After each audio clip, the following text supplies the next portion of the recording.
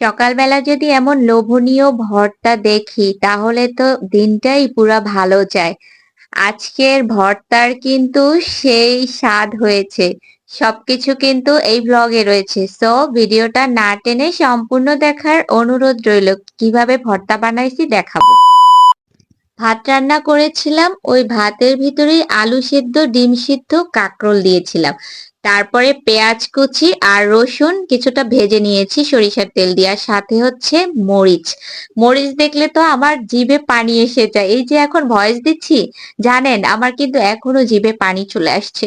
কারণ মরিচ ভর্তা, রসুন ভর্তা আমার যে কি পরিমাণে ভালো লাগে। আর আপনারা কি জানেন, ভর্তা প্রিয় মানুষগুলোর মনও কিন্তু ভর্তার মতো নরম হয়। এই যে মরিচটা মাখতেছে, এটার যে স্মেল নাকে আসতেছে, মানে আমি তো পাগল হয়ে যাচ্ছি এই ঘ্রাণে। মনে হয় যেন সব মরিচগুলা যদি খেতে পারতাম, কিন্তু শুকনা মরিচ তো এত খাওয়া যাবে না। আর আপনারা রসুন ভর্তাটা ট্রাই করবেন। আর রসুন ভর্তা কিন্তু শরীরের জন্য অনেক উপকার। অনেকেরই হচ্ছে শরীর ব্যথা থাকে, তো রসুন ভর্তাটা কিন্তু অনেক কাজে দেয়। আমার কিন্তু কথা বলতে বলতে মরিচ ভর্তা হয়ে গেছে, আর এই ভর্তা দিয়েই আমি সবকিছু ভর্তা করব, আর রসুন ভর্তা একটু আলাদা উঠিয়ে নিব। প্রথমে হচ্ছে আমি ডিম ভর্তা করে নিচ্ছি। ডিম ভর্তা কিন্তু অনেকেরই পছন্দ, আবার অনেকেরই পছন্দ না। এখানে হচ্ছে আপনার যদি একটু ধনিয়া পাতা দিতাম তাহলে আরেকটু ভালো হইতো, কিন্তু আমাদের বাসায় ধনিয়া পাতা নেই, যার কারণে আমি এটা দিতে পারতেছি না, তাহলে ঘ্রাণটা অনেক সুন্দর আসতো।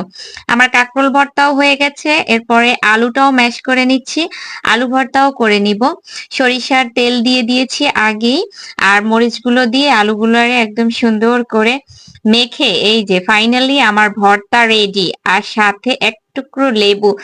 আমার তো এখন আবার খেতে মন চাচ্ছে বন্ধুরা। আর আপনারা কে কে আমার মতন এরকমের ভর্তা পছন্দ করেন, অবশ্যই অবশ্যই কিন্তু কমেন্টস করে জানাবেন। এখান থেকে আমি একটু একটু করে সব পদের ভর্তা নিছি, আর সাথে হচ্ছে একটু লেবুও নিছি। আর এখন আমি এটা খাবো, খেয়ে দেখবো যে কত মজা হয়েছে। যদিও আমি ভর্তা অনেক পছন্দ করি, তো মুখে দেওয়ার সাথে সাথে মনে হচ্ছে যে আহ কি অমৃত খাচ্ছি, এত মজা, সেই স্বাদ, আমি এটা বলতেছিলাম। যাই হোক, এরপরে বিকেল বেলা আমার বোন আবার চটপটি আনে, কারণ আমরা আবার বিকেল হলে চটপটি ফুচকা খাইতে খুব পছন্দ করি। আমার মতন কে কে ফুচকা লাভার আছেন আর চটপটি লাভার আছেন, হাত তোলেন। তো যাই হোক, এই ছিল আজকের মতো ছোট্ট একটি ব্লগ। ব্লগটি কেমন লেগেছে অবশ্যই কমেন্টস করে জানাবেন। কে কোন জেলা থেকে দেখছেন সেটাও জানাবেন। তো নেক্সট একটা ব্লগে খুবই শীঘ্রই দেখা হয়ে যাবে। সেই পর্যন্ত সবাই ভালো থাকেন, সুস্থ থাকেন, এন্ড আল্লাহ হাফেজ।